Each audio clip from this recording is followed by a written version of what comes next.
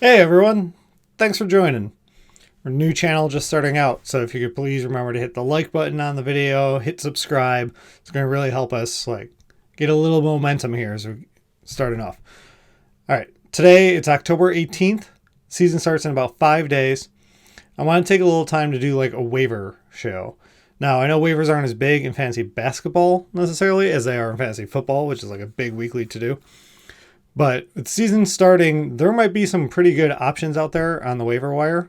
I'm going to use Yahoo's ownership availability to kind of talk about it. So I'm going to do it in 2 blocks. I got 5 names for you that are available in 1/3 of Yahoo leagues. So it might not be available in your league, but 33% of Yahoo leagues out there have these guys unowned, and they should probably be picked up. This is one of those things where, as Chris Harris likes to say for the football show, not every team should have them, but I bet there's a team in every league that should have them. Talk about the players available in 1/3 of leagues, and then we'll move to the players available in 2/3 of leagues. So they're owned in less than 33% of leagues, at least as of this morning.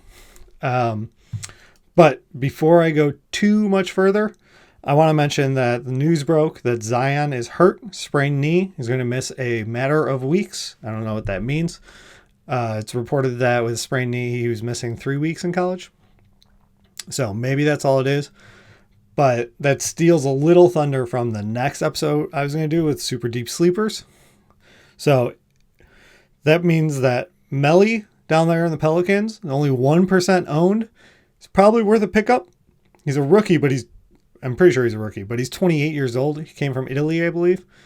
So he's probably going to be their starting power forward, or at least log a lot of minutes, depending on how they shift Brandon Ingram to power forward or whatever.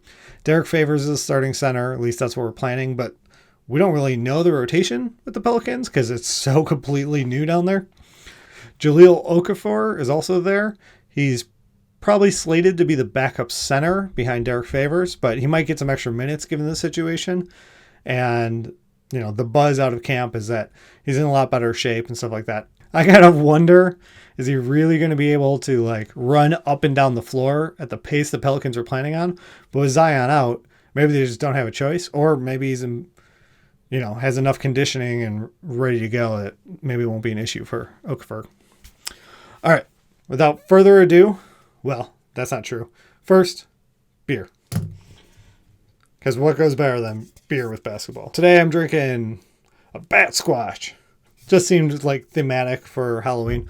But I feel like we should nickname a player. Someone in the league should be Bat Squash. I don't know who it is. Maybe it's Robin Lopez. That'd be a great thing. Down in the comments below, if you think there's someone who looks like Bat Squash, let me know. All right, now, without further ado, let's get to the list. So, these players are available in 1/3 of league. Brandon Clarke, power forward for the Memphis Grizzlies. He's owned in 66% of leagues. So you should definitely check your waiver, make sure he wasn't missed somehow. But the other day he got a double-double. This is about 4 days ago. 16 points, 12 rebounds, 3 assists, 2 steals, and a blocks in only 20 minutes per game. The Grizz are in rebuild mode. There's no reason that he shouldn't get plenty of run. I don't know how he's available in 1/3 of leagues, but if he's available in your leagues, go snag him. There's got to be someone you can cut. Along those lines, Zach Collins is going to be the starting power forward for Portland. He should have plenty of minutes, between Nurk's injury and they kind of changed up the roster a bit, clear the way for him.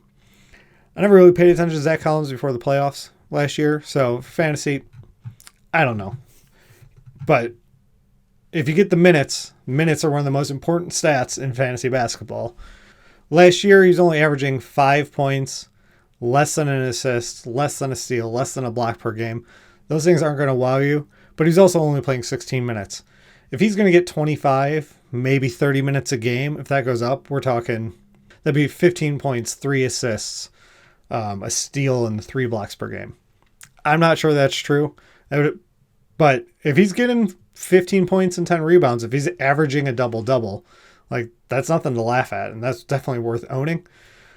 They give him the opportunity. Maybe he's growing into it. The blocks numbers, I really don't believe. I know in the playoffs, he had a couple 5-block games, 4-block game. I don't really think of him as a lockdown defender. I kind of think of him as a lockdown fouler when defending. But, maybe that's changed. Everyone grows into it.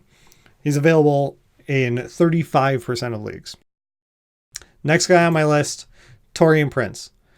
The Nets picked him up just trying to clear cap space in prep for the KD Irving deal. Taurean Prince has been shooting lights out this preseason. It's crazy. Now, unfortunately, that might be all he does. He seems to be allergic to rebounding, but he averaged 3 or 4 rebounds a game last year. But he's going to be the starting power forward, I think, for the Nets.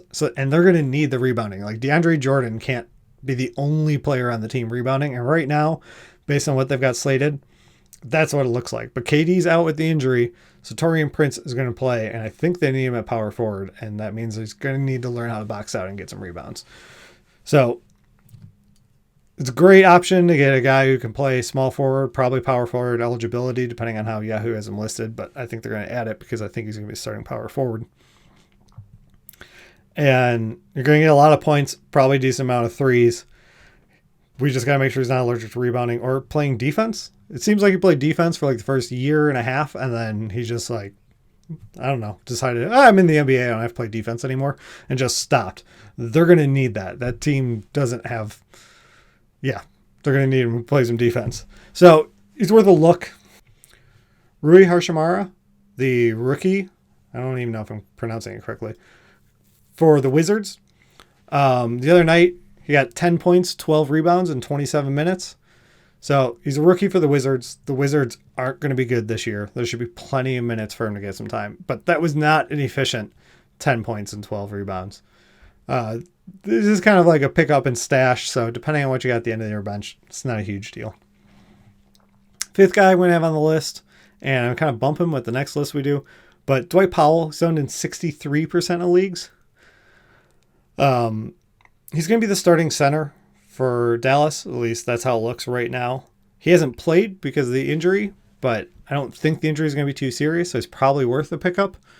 They want to use him as the 5 and Porzingis at the 4, and then they can switch for offense and defense, who they're guarding, what position they're playing. He's going to be kind of the down low guy so that Porzingis can be the pick and pop. At least that's how it's looking right now. And so he's worth a pickup. They paid him, he opted into his player extension and then, they opted into the player option and then they gave him an extension. They want him there and they want him as part of that matchup. Down low, I don't know. Depending on what you got at the end of the bench, he's definitely worth a look. I'm surprised that he's out there in the third leagues, but it's not the end. All right. Honorable mention. So number 6 with a bullet or a star. Klay Thompson. Klay Thompson is owned in 58% of leagues right now. If you're in a league with an injury reserve spot, you should pick up Klay Thompson. If he comes back from the torn ACL, if he's freaking Klay Thompson, he could fit with any team. He'd be great in Roto, but it's only really if you've got an injury spot because he might miss the entire year. We don't know. People are expecting it to be after the All-Star break. I don't really know where that optimism comes from. But we'll see. Maybe, they need him back. But after how the end of the year went last year, I don't think they're going to rush him if they don't. All right, here we go. So this is my deeper list. These guys are owned in only a third of Yahoo leagues, which means 2/3 of leagues out there have all these players owned, and I think they're worth a look. First guy, top of my list, Maxi Kleber. Also playing in Dallas. He's getting the time right now while Powell's been out. He's owned in 33% of leagues. At least when I checked this morning, that might be going up, but maybe not. Maybe the Zion thing shifted people picking up. But I think Maxi's going to be getting a lot of time at power forward. I think they could use his shooting to help spread the floor there. So there's a good chance he's going to be in the closing lineup. I'm not sure what the closing 5 are going to be in Dallas. That's something I'm going to be tracking a lot right at the season kicks off, and I'll keep you guys updated in case you're not watching the Dallas games, because those could be key minutes, and that could really turn into a pretty good opportunity. All right, next guy on my list, I don't know how I feel about recommending it. He has sunk a couple of my big fantasy keeper team. Markelle Fultz. He's been hurt. It's like he didn't remember how to shoot a basketball or couldn't physically. A little column A, a little column B. But he's down there with the Magic. Looks like he's got a decent chance to start during the season and get some pretty good minutes. the shot still seems a bit off, but he's playing now. And we're not that far removed from him being one of the top picks in the NBA draft. I feel like we've all got a little bit of recency bias right now going on of like how just non-existent he's been. And I'm included with it. Like I said, I took him in a rookie draft in our keeper league, hung him around for a couple of years, killed me. Now, my team might have had other issues, but I'm going to choose to blame Markelle Fultz, say it's all Fultz's fault. If nothing else, it's fun to say for the alliteration. But he might be back. Thought he was a gifted player coming out of college, and if he can recapture that, this, the trade gamble will have worked out for the Magic, and it might work out for you. All right, the next guy on my list is a bit more exciting. With the Pelicans, it's not affected by the Zion news, unless there's some real weird, like, positional Ingram shifts down and all this stuff. But Nickeil Alexander-Walker, rookie that they've got out there, came off the bench the other night. I say the other night, it was a week ago. And he got 22 points, 4 assists, 2 boards. He hit 4 threes, and he only played 16 minutes. If you can get a guy, he's only owned in, let's take a look. He's owned in 12% of leagues. He is widely available. You could look at the end of your bench and say, is there really a situation where we're going to play this guy? Like, if you don't have any upside, you don't have any lottery tickets at the end, you just grabbed, Dwight Howard, and he's not going to be your starting center. You're not using him in fantasy. Go get the upside. Go get Nickeil Alexander-Walker. All right, number 4 on my list, another Powell, Norman Powell from Toronto. Been getting a lot of play right now because we haven't seen Lowry playing with the injured hand. I don't know if Powell will get to slip into the starting spot. I assume it's going to be Van Vliet, but maybe they'll alternate who's starting at shooting guard. Powell's doing real well right now. Could be a good option to go get some threes, a lot of points. Now, he might not do more than scoring. I'm not sure, but that starting guard position looks like it's available. I've been targeting Van Vliet, but if you've got a spot at the end of your roster, Powell's only owned in 15% of leagues right now. He could be a good pickup, especially if Lowry's injury continues. Go ahead, stack up some threes, play him while you got the chance, and then later you can cut him and try and stream someone who's coming on hot. All right, to round out my list, I'm a Bulls fan, right? Got Bulls right there on the thing. Got my Jordan ball up here. So maybe it's a little bit of a homer, although normally I've got like the reverse bias. Normally I'm avoiding the Bulls players. Coby White for the Bulls. So he's a rookie, but Chris Dunn has not been working out as their point guard. Even if Zach's primary ball handler, they could really use a Coby White shooting. Now, Thomas Zanoransky's there, so there might be an issue with too many guards. It might affect his minutes. But just last night, Coby White got 29 points, 6 rebounds, 1 block in 23 minutes. In 23 minutes, he got 6 3-pointers. That could help your team a lot. This is the type of guy, you pick him up. I'm thinking of him more as like a stash. Let him work his way up the rotation. But the game before that, he had 18 points on 6 of 16 shooting.